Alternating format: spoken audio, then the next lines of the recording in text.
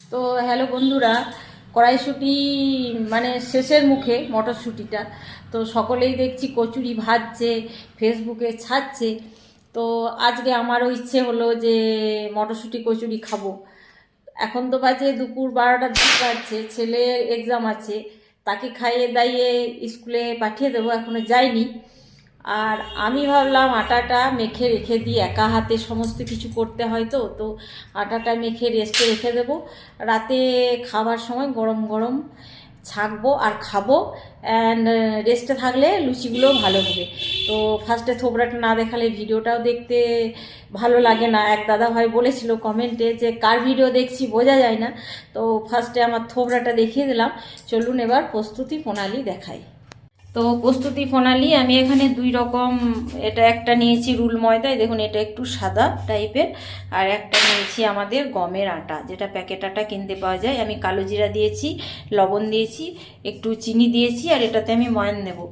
আর ফেসবুকেই আমি দেখলাম একটা বোনের শুক্লার ভিডিও, বললো কড়াইশুঁটির কচুরি করতে পুর ভরা একটা একটা করে একা হাতে লুই করতে খুব মানে হ্যাপা।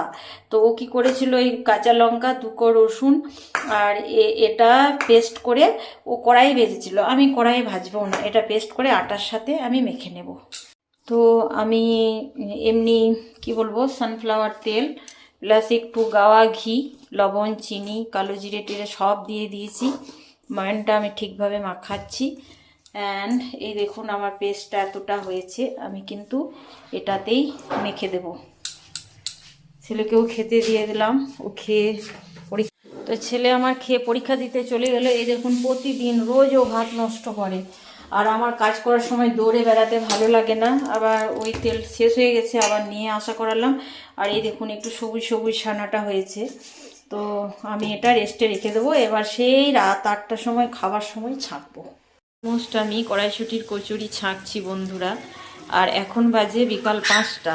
এখন কিন্তু সন্ধ্যাবেলায় 2-4টা করে এই যে আদা দিয়ে চা চড়িয়েছি, আদা দেওয়া চায়ের সাথে খাবো। আর আমার একা হাতে কি না, তো তাই ছেলে একবার প্রচণ্ড মানে ঝাড় দিল, এখন বড় হয়েছে তো কচুরি পুর ভরে ভিতরে তারপর কচুরি করতে হয় আমাকে। তাই বললাম এই একা হাতে এত এত লুচি আমি করব কি করে?